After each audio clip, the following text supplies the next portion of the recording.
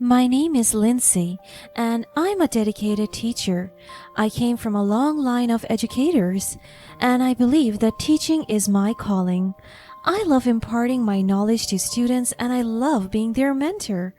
So, the moment that I graduated college, I immediately applied to different teaching positions, and luckily, I secured a permanent position at one of the country's top universities.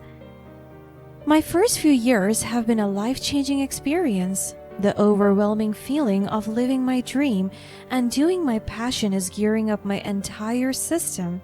Every day, I am motivated to work because it feels so good and liberating to do what I love. I received several plaques of recognition and awards regarding my performance as an educator. On top of that, I received an immediate promotion due to my dedication and hard work. All my life, I was so focused on my career. Throughout my early 20s, I was so busy building an image and a reputation that would elevate my career. My coworker even admired my work ethic and the level of professionalism that I exert in my job. Aside from that, I do honor the nobility and value that comes with my profession. As a teacher, I highly recognize it by performing my job to the best of my ability, and I'm truly known for doing it. I don't get easily swayed by parents who offer money or any assistance just to improve their children's grades. I have received this kind of offer before, and it served as one of the turning points of my career. It was during my first year being promoted, and I now already have an advisory class. And as a class advisor, I want what's best for my students. I want all of them to have high grades and excel in every academic activity. However, there would always be an odd one out, and what's unlikely is that in my class it was a girl.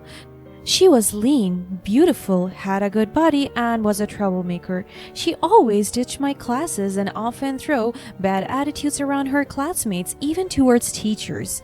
She has a piling list of bad records in the guidance office because of her bad moral behavior. She was caught smoking cigarettes inside the campus premise, seen walking into a club as a minor during a school night, and was also discovered in possession of drugs inside the classroom. She has such a rebellious spirit. I don't even know what she sounds like because she doesn't even enter my class, and whenever she's present, she would just sleeps the entire time. And with that, I failed her on my subject because there was nothing for me to grade. She did not pass any projects, assignments, quizzes, or activities that my subject required. It just felt like she just enrolled in my subject, breathed, and did nothing. So, I was left with no choice and failed her instantly. And I was right, the student went hysterical after she knew that I failed her. I expected this reaction already, for it happened a lot to my coworkers. She went straight to my office by force. I could still remember how furious she was as she approached me. She shouted at me and even dropped insulting words at me. She banged her palms into my office table, and it shocked me to the bone. Does this girl even know how to respect? How could you do this to me, Miss Lindsay? You failed me. You're just a terrible teacher. I stayed calm and responded to her with ease. Nikki, please take a seat. Let's talk about this calmly. I could feel her fuming mad, and her aura is beyond repair. She is angry, and I refuse to believe that this girl even has good manners and right conduct. No, I won't sit. This is unfair. You hate me, and you're just trying to ruin my life. Nikki, that's not true. As your teacher, it's my responsibility to assess your performance based on your attendance and academic effort. Your grade reflects that. I rarely see you in my class, and whenever you're present, you'll just sleep throughout the entirety of the discussion. Aside from that, you don't even have the chance to pass any requirements of the subject, and that left me with nothing to do but to fail you abruptly. I can't just lie and put a grade that I seemed fit to you. You simply didn't perform. That's it. I answered her professionally, and I wanted her to understand it fully, but her anger truly outshined. She was so angry at me that I could feel her almost tearing me apart. She raised her voice once again and shouted at me with madness. This is a load of crap. You're just out to get me. You probably have it out for all the students who don't worship the ground you walk on. You're unfair, you're stupid, you think you're just perfect. Just look at you, your life is boring. I was taken aback by what she said. It pained me to the core, but I remained composed and dealt with her professionally. Nikki, I treat all my students fairly, but I can't give you a passing grade when you barely show up for class and neglect your assignments. She rolled her eyes. Oh, look at Miss Lindsay, the perfect teacher who thinks she's better than everyone else. You think you're so high and mighty? Nikki, I'm not perfect, but I take my role as a teacher seriously. I want to see all my students succeed, including you, but that requires effort and commitment from your side as well. She went raging in madness again. Save your self-righteous speeches. You're just a pathetic, bitter woman who can't stand it when someone challenges you. A younger woman, perhaps, like me. Just admit that you are insecure because I'm young and beautiful unlike you, an aging whore. I wanted to slap her, but I controlled myself. I don't want to be the losing party here. I just took a deep breath and controlled myself again. Nikki, I understand that you're upset, but using hurtful words won't change your grade. I'm here to help you if you're willing to put in the effort. Oh, like I need your help. I will make sure everyone knows what a terrible teacher you are. You won't last long here. Just wait and see. I hope you'll consider your approach, Nikki. Spreading rumors and using harsh words won't solve anything. I want to see you succeed, but I can't do that for you. It's up to you to take control of your education. She stormed out of my office, leaving me shaken by her outburst. It was a painful encounter, but I refused to let her words define me. But that interaction was just the beginning. She pestered my life even more when she decided to drop out, and even before she left, she dropped a rumor that almost ruined my career. She spread false gossip that I was dating our school principal, and it is not even true. I was so focused on my career that I wasn't even entertaining any guys in my life. Many people believed it, and even most of my co-workers gossiped about me. I was so embarrassed and ashamed about it because my reputation was tainted, and the career that I so worked hard to establish almost crumbled. But good thing our school principal was rational. He announced to everyone that the information was a lie and it was just degrading gossip meant to ruin me. After that, I tried my best again to build my reputation and elevate my career until I met my husband, George. We dated for a year until we decided to join hands in marriage. Our life was perfect together. Never have I ever imagined that I would marry someone as loving as him.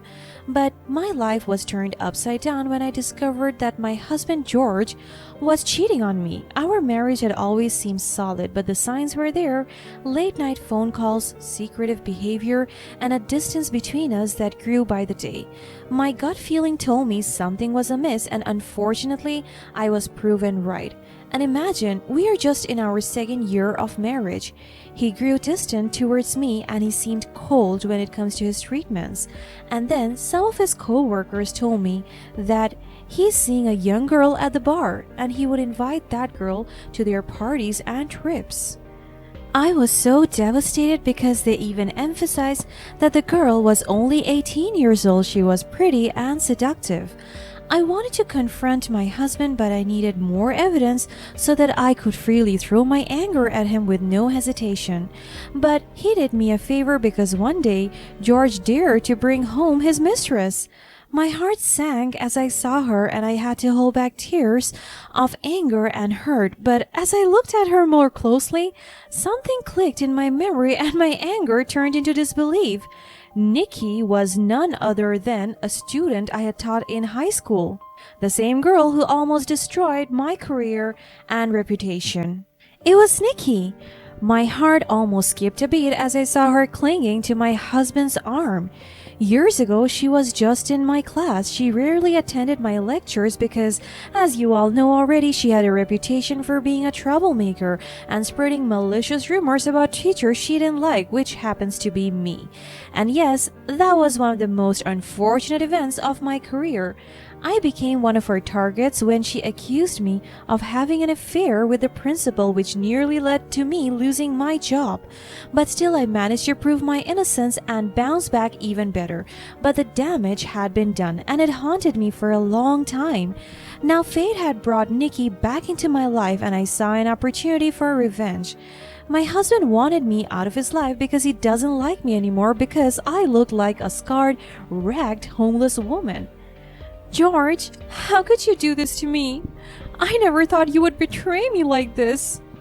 I don't want to hear it, Lindsay. You're overreacting as usual. Overreacting? George, you brought your mistress into our home. How can you expect me not to react? It's not like we had a perfect marriage. You were always too busy with your teaching and never made time for us. I felt a sudden sting in my heart. This pains me to the core. I loved my job, George, but I always made time for you and our family, and now you're blaming me for your affair? It's not just about that, Lindsay. You're always so uptight and controlling. It's exhausting being around you, and look at you, you're ugly. Even comparing you to Nikki is an insult on her part. You're a mess. I fought back my tears from falling. Is that why you cheated? To escape from me? Maybe it was. Nikki makes me feel alive and free. Something you have never been able to do. And besides, she's sexy. Just look at her. Just then, Nikki chimed in, adding fuel to the fire. Oh, poor Lindsay, acting like she's some kind of saint. You're nothing special, you know. I missed you, by the way. Long time no see. She chuckled with fakeness. Nikki, please just stay out of this. Why? You can't handle the truth. George needed someone exciting, not a boring old teacher like you. You have no idea what I am or what I have been through. Please spare me the sob story. You're just a washed-up, pathetic woman who can't keep her husband satisfied. I may have made mistakes, but I won't stoop to your level. You're just a young girl who got caught up in a situation she couldn't handle. You think you're so superior, don't you? Well, let me tell you, you're nothing, a nobody, and George knows it now. Maybe that's how you see me, Nikki, but I know my worth. I won't let your insults define me. That's enough. Lindsay, just leave. Fine. I won't stay where I'm not wanted. At that moment, I knew I had to stand up for myself and take control of my life. Leaving the house was painful, but it was the first step towards reclaiming my strength and dignity. Nikki's insults couldn't break me anymore. I knew my worth, and I was determined to build a new life free from the shadows of betrayal and humiliation. I knew I had to be patient and craft a plan that would humiliate her in the same way she had humiliated me. I pretended not to recognize her and acted like the betrayed wife, silently collecting evidence of George's affair. As days turned into weeks, I reached out to my past allies, former students, colleagues, and even the principal who had stood by me during my ordeal. Together, we formed a plan to expose Nikki's past wrongdoings and bring her to justice. One night, when George and Nikki were out, I set my plan into motion. I gathered all the evidence of Nikki's lies, rumors, and manipulations from the past. I made sure everything was well documented and backed by witnesses. With my allies by my side, we unleashed the truth on the internet. I posted a detailed account of Nikki's past actions, making sure to protect the identities of those who were also affected by her lies. The post quickly gained traction, and people were shocked to learn the real face of the seemingly innocent girl they had once known. As the internet erupted in anger, I watched with satisfaction as Nikki's social media accounts were flooded with comments and messages exposing her for who she truly was. The wrath of strangers poured down on her, and she found herself at the receiving end of the same humiliation she had once put me through. But I wasn't finished. I ensured that the evidence reached the right authorities, and soon Nikki was summoned to court for her past actions. The courtroom was filled with people who had been hurt by her lies, and she had to face them all. As the proceedings unfolded, Nikki's arrogance crumbled and she had reduced to tears, realizing the gravity of her past mistakes. Witnesses after witness testified against her, recounting the pain and suffering she had caused. She had no defense, and her attempts to justify her actions fell flat. In the end, the court ruled against her, and she faced several consequences for her lies and manipulations. Her reputation was shattered, and the world now knew the truth about her. As I watched Nikki leave the courtroom broken and humiliated, I couldn't help but feel a sense of justice served. I had turned the tables on her just as she had once done to me. The revenge I sought wasn't about destroying her, but about making her understand the pain she had caused me and others. From that moment on, I let go of the bitterness that had consumed me for so long. My husband's betrayal no longer defined me, and Nikki's presence in my life became nothing more than a distant memory. I had risen above it all, stronger and more resilient than ever before, and the sweet taste of revenge had given way to a sense of closure and peace. The aftermath of my revenge on Nikki had far-fetching consequences that extended beyond our personal lives. The public exposure of her past wrongdoings served as a cautionary tale for others, showing them that actions have consequences, and lies and manipulations can come back to haunt you. Nikki's downfall also sparked conversations about the importance of empathy and understanding in the age of social media. People began to realize the power and responsibility that comes with the ability to share information and opinions online. The incident became a case study for educators, parents, and teenagers alike, prompting discussions about the impact of cyberbullying and the importance of digital literacy. However, amidst the discussions and reflections, I remained focused on my healing and growth. I channeled my energy into my teaching, determined to make a positive impact on the lives of my students. I created a safe and nurturing environment in my classroom, fostering open communication and encouraging my students to be kind to one another. Over time, my reputation as a caring and dedicated teacher spread beyond the school. I was invited to speak at educational conferences where I shared my experiences and the lessons I had learned from the ordeal with Nikki. My story became an inspiration for others who had faced similar challenges and struggles. As for George, the consequences of his actions caught up with him as well. His infidelity led to the dissolution of our marriage and faced backlash from his peers and colleagues for his betrayal. The shame and guilt he carried served as a constant reminder of the pain he had caused, and he was forced to confront his demons. In contrast, my life took a positive trajectory. I found new love and support in unexpected places. A kind and understanding colleague became a pillar of strength for me, and our friendship blossomed into a deep and meaningful relationship. With him, I found love, trust, and the joy of a fresh start. My revenge had come full circle, transforming from a quest for humiliation to an opportunity for growth, redemption, and understanding. The experience taught me that revenge was a hollow victory, but seeking empathy, compassion, and personal growth brought about true healing. As I reflected on my journey, I realized that the true triumph of revenge was not in bringing someone else down, but in rising above the hurt and transforming it into positive change. I had shown Nikki the consequences of her actions, and in return, I had discovered my strength and resilience. Life continued to unfold with its ups and downs, but I faced enough challenge with newfound wisdom and grace. My story became an inspiration not just for my students and colleagues, but for anyone who had experienced betrayal, humiliation, or the desire for revenge. In the end, my revenge was not about seeking humiliation for the antagonist, but about finding the strength to rebuild my life and make a difference in the lives of others. And in that realization, I found a sense of peace and fulfillment that surpassed anything revenge could ever offer.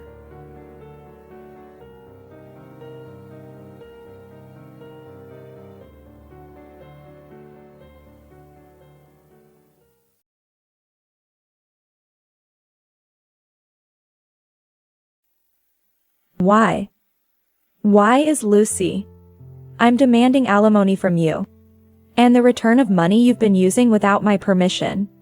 Wait, Lucy. That's just not right. Why are you even coming on our honeymoon? And what's this about money being used without permission?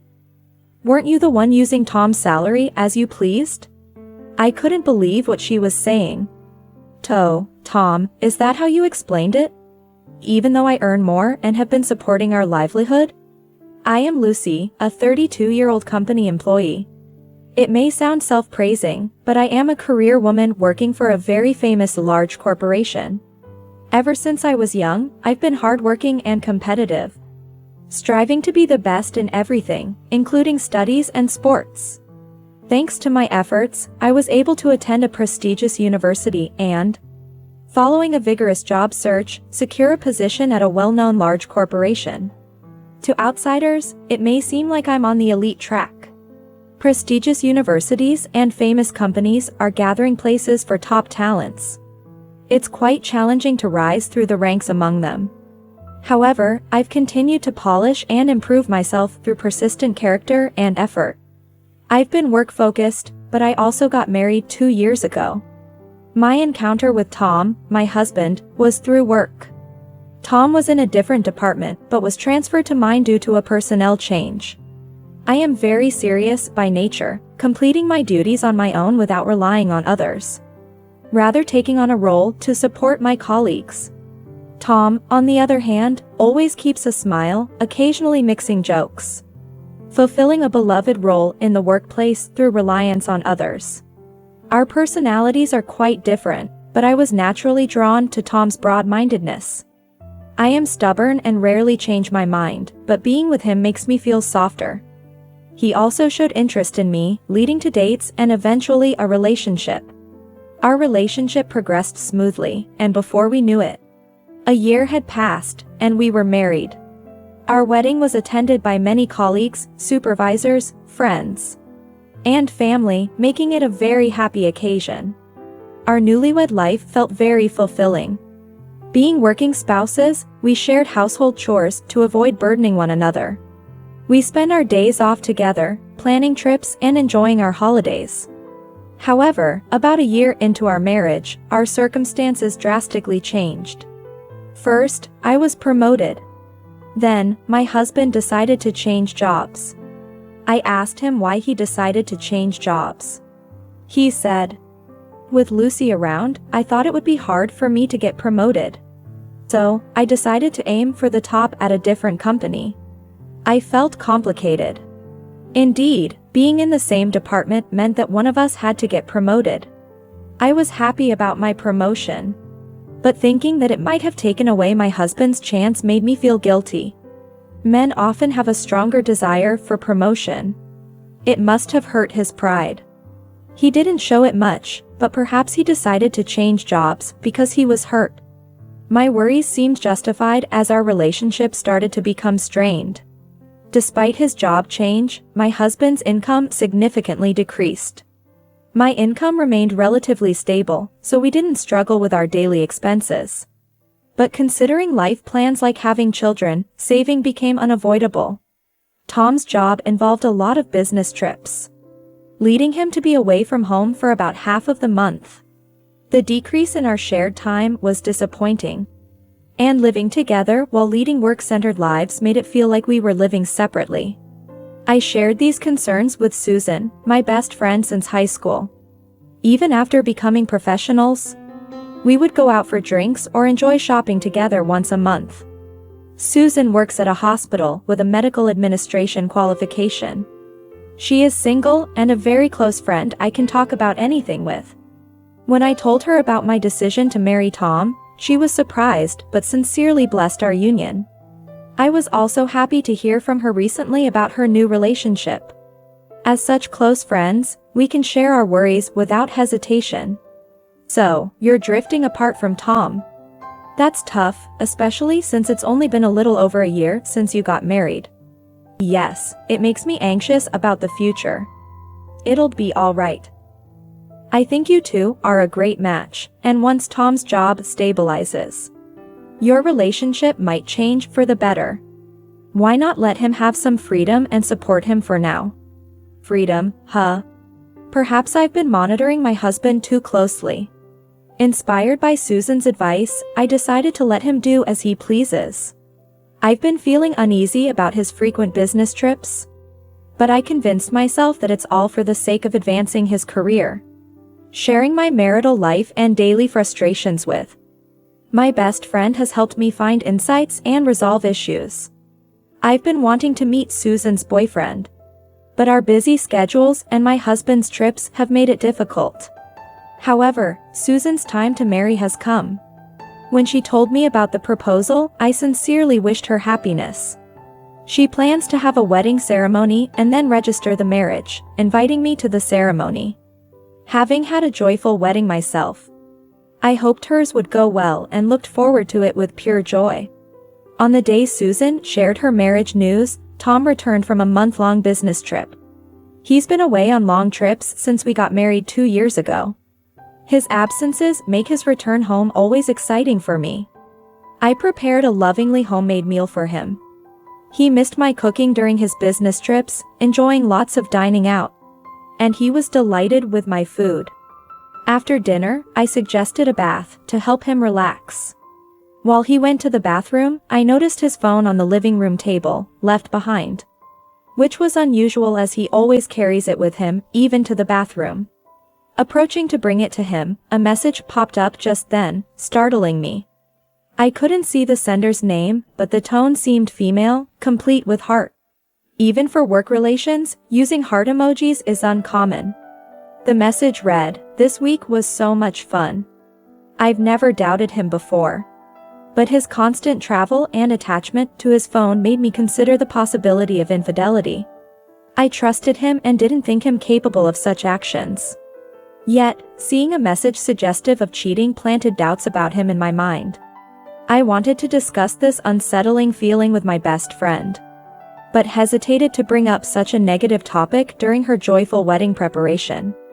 Seeing the message disturbed me, but on reflection, there was no direct evidence of cheating. It could have been a message not just for my husband, but from a group chat. While I still want to trust my husband, I've decided to observe his actions for a while. Then, one day, I received such news from Susan. "It seems I'm pregnant." "What? Pregnant?" "Yeah, the doctor said I'm 5 months along." "Really? Congratulations." I was overjoyed by my best friend's sudden pregnancy news. It's double the happiness, not just her marriage, but also her pregnancy. I haven't met my best friend's fiancé yet, but I wanted to meet him soon to celebrate. Finally, the day of Susan's wedding arrived. My husband was away on a business trip as usual. Since seeing that message, I haven't found any evidence of his infidelity. I might need to confront my husband about the message. But considering he always carries his phone, I'd have to admit I saw it without permission. If he wasn't cheating, it could make him angry, and I might lose his trust. And if he was actually cheating, I'm not sure if I'm ready to face that fact. I've been feeling down lately, stuck in a cloud of gloom, but today is my dear friend's special day. I got ready with special makeup and hairstyle and left the house. My friend chose a popular venue that's in line with recent trends. Upon arrival, the modern and elegant space helped dispel my worries about my husband's infidelity. The wedding had a welcome space where the bride and groom's shared memories were charmingly displayed. I walked over to a large welcome board set up in the center. It had a landscape photo that seemed to be taken at the beach, with my friend in a white wedding dress and a man in a tuxedo next to her. I was speechless. I was looking forward to seeing who my friend's partner was. But to my shock, the man in the photo was my own husband. I was so surprised I couldn't even speak. The people around me were saying how well-matched Susan and her partner were, enjoying the atmosphere. Looking around, I noticed that hardly anyone from my wedding was there. Then, I suddenly remembered the message that had come to my husband's phone. Could Susan have been the one to send it? Just the thought made my heart race as if I had been struck. The idea that my best friend Susan could be my husband's affair partner. I had no clue about their connection. And yet, despite being married to me, he was having a wedding ceremony with her. What was he thinking? Bigamy is illegal, and they shouldn't be able to submit a marriage certificate. Could it be that I thought we were married, but our marriage certificate wasn't accepted? Amidst the joyous atmosphere, I felt engulfed in darkness. The celebratory voices of those around me felt distant. The more I thought about it, the more unsettled I became. Unable to escape this unbelievable situation. A friend noticed something was off and came over to talk, but I couldn't stay there any longer. Citing sudden illness, I decided to leave the venue. While my friends expressed their concern, I managed to smile as I left the venue. I took a taxi to the station, trying to organize my thoughts during the ride. At this wedding, I was convinced of my husband's infidelity. My husband and best friend had betrayed me together. And by inviting me, they intended to reveal their affair. I couldn't understand what my husband planned to do after the wedding. We had definitely submitted our marriage registration together. But whether there was an issue with the document that prevented it from being accepted, or if my husband was hiding something, or if this wedding was his way of declaring he wanted a divorce, I couldn't tell. When I returned home, I found a divorce petition on the living room table that wasn't supposed to be there. Tom's section was already filled out. I collapsed in shock. Betrayed by my husband and best friend in such a manner. What was Susan feeling when I confided in her about Tom? And it turns out, Tom is the father of Susan's child. I immediately contacted my parents to come over. They rushed to see me after hearing the situation. My mom hugged me, and my dad was furious at Tom. I decided to pack my belongings and go back to my parents' house. A few hours later, Susan contacted me, presumably after the wedding had ended. But I didn't answer the phone. There was no way I could face her under these circumstances. Then, I received a message from her on Messenger. Sorry. You must have been surprised not seeing me at the wedding, huh? But that's just how it is. Tom chose me. Seems like he prefers a woman who can truly make him feel like a man, like me. Tom also sent me a message. It seems Susan is the one meant for me. I shouldn't have married you. You got the divorce papers, right? Make sure you file them. Once that's done, we can submit our marriage registration. Reading the messages nearly made me faint again. My parents consoled me, and I managed to keep myself together, albeit feeling down for a while. Eating my mom's cooking for the first time in a long while. And spending leisurely time helped me start to feel a bit better. Without a response from me, Susan sent another message about how she and Tom met. They fell in love at first sight at my wedding with Tom. Then unilaterally started contacting each other and began their affair. She had been waiting at the station near our house to connect with Tom. She also admitted to feeling inferior to me all this time. She never tried to see the effort behind my success, only resenting my achievements. Susan kept sending messages even though I didn't reply. The fond memories I had with her faded as I realized her true feelings towards me. Was it my marriage that brought out her hidden feelings? Betrayed by my husband and best friend, I was unsure how to move forward. The messages filled me with despair. Eventually, I filed for divorce. Tom then messaged me. Looks like you filed the divorce papers. Now we can get married. Thanks. I ignored Tom's message. Gradually, I began to recover and decided to seek revenge. According to mutual friends, they planned a honeymoon abroad in 2 weeks, which would be expensive. Despite Susan working, it was unclear how Tom could afford such a trip. Since our marriage, we had been saving a fixed amount in a joint account every month, managed entirely by Tom. I trusted him to deposit the money as agreed, handing over cash to him each month. It seems our savings were misused for Tom and Susan's honeymoon. The money I had been contributing for our future was taken by his deceit for an affair with my former best friend. I resolved never to forgive Tom. Their honeymoon destination was Spain. I managed to get their itinerary and flew to Spain before them. Having studied abroad, I'm fluent in Spanish and had made friends living in Spain. With a local friend to help, I contacted them immediately to explore popular tourist spots, predicting Tom and Susan's movements.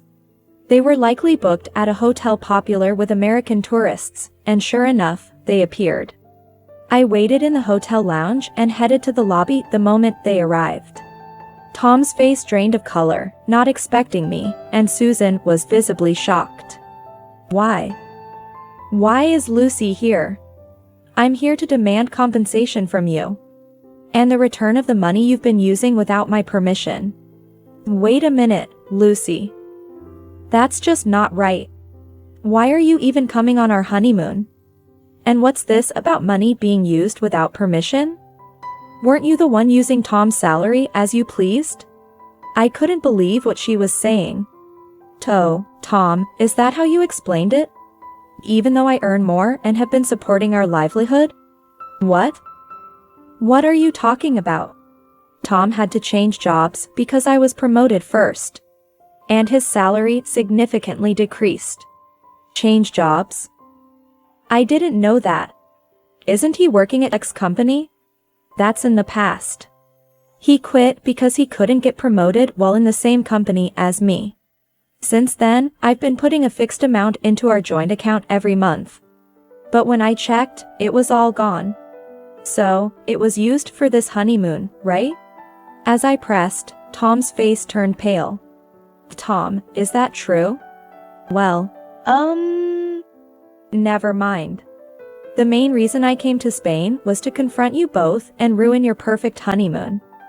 I never expected Susan to know nothing about Tom's job. You've been hiding it to keep up appearances, huh? Glad I got rid of a man who's dishonest and pretends, cheating like it's nothing. Thanks for taking such a pathetic man off my hands, Susan. You're really kind, Susan. Now I can spend my hard-earned salary all on myself. Oh, and I've moved out of the house we lived in together. What? It's in my name, after all. I've sent all your stuff to Susan's place. But, well, good luck with everything. Wish you all the best. Both of them were pale-faced as I left and joined my friend for drinks. The beer tasted exceptional after saying everything I wanted. After spending a few more days enjoying Spain with my friend, I returned to the US. Through a lawyer, I demanded compensation from Tom, marking the end of it all. Burdened with a significant debt, Tom and Susan now have to support their upcoming child. I've also sent a certified letter to Tom's workplace, making his promotion in his new company unlikely. They remarried, but I heard Susan constantly complain about Tom's low salary, leading to endless fights. I'm truly glad to be rid of such a terrible man. Now, living at my parents' house, I'm focusing on my work. I've decided to avoid relationships for a while, aiming to earn more, save up, and stabilize my life.